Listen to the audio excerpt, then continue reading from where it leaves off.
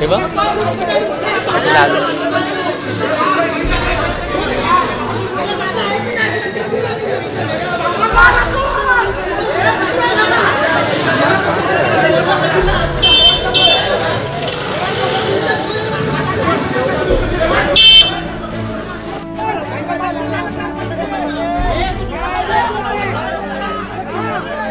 पाहिजे ज्या बिल्डिंगमध्ये जागा असून सुद्धा ती लोक गाड्या बाहेर लावतात त्या लोकांवर कारवाई झालीच पाहिजे। परंतु ज्या अनधिकृत बिल्डिंग आहेत ज्याच्या खाली पार्किंग नाही, बिल्डरांनी पार्किंग बांधलेली नाही, लोक कमी भावामध्ये घर घेऊन तिकडे राहत आहेत, बरोबर आहे, घर घेऊन सुद्धा त्या लोकांना पार्किंग दिलेली नाही, ते नाईलाजाने गाड्या बाहेर लावतात, त्यांच्यावर आपण काहीतरी पर्याय काढावा, त्याचा नागरिकांचा विचार व्हावा।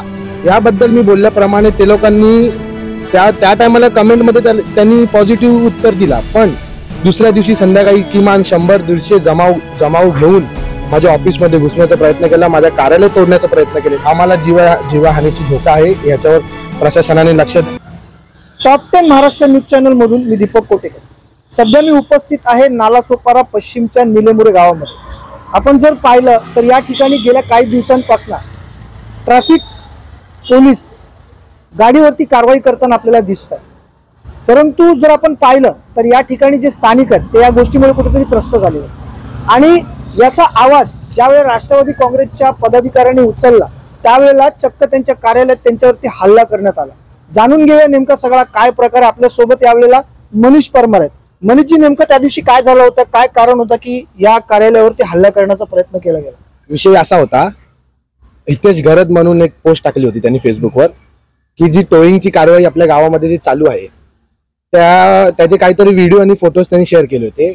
तर मी त्याच्यावर अशी कमेंट केली होती की निर्णय आपला काही चुकीचा नाही, कारवाई झालीच पाहिजे, ज्या बिल्डिंगमध्ये जागा असून सुद्धा ती लोक गाड्या बाहेर लावतात त्या लोकांवर कारवाई झालीच पाहिजे। परंतु ज्या अनधिकृत बिल्डिंग आहेत ज्याच्या खाली पार्किंग नाही, बिल्डरांनी पार्किंग बांधलेली नाही, लोक कमी भावामध्ये घर घेऊन तिकडे राहत आहेत, बरोबर आहे, घर घेऊन सुद्धा त्या लोकांना पार्किंग दिलेली नाही, ते नाईलाजाने गाड्या बाहेर लावतात, त्यांच्यावर आपण काहीतरी पर्याय काढावा, त्याचा नागरिकांचा विचार व्हावा।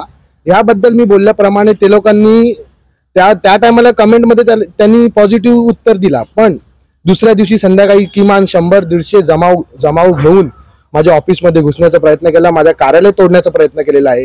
या ठिकाणी माझ्या कार्यकर्त्यांना देखील मारहाण झालेली आहे।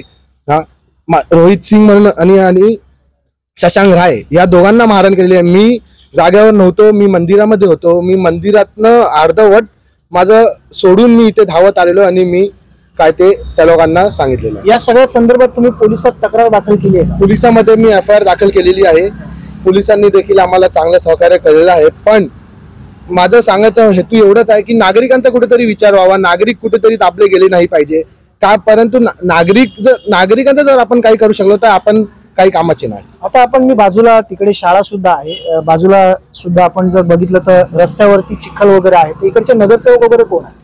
आपल्याकडचे नगरसेवक किशोरदादा पाटील आहेत। मग त्यांचं लक्ष नाही का सगळ्या गोष्टींवरती? आपण जर पाहिलं तर आज हा वाहतुकीचा प्रश्न निर्माण झालेला, ज्यावेळी इमारती होत होत्या त्यावेळेस त्यांचं लक्ष नव्हतं का या ठिकाणी? लक्ष होतं, परंतु ह्याच्यावर आपण महानगरपालिकेला ह्याच्यात आपण गृहीत धरलं पाहिजे, कारण का परमिशन त्यांच्याकडून भेटतात।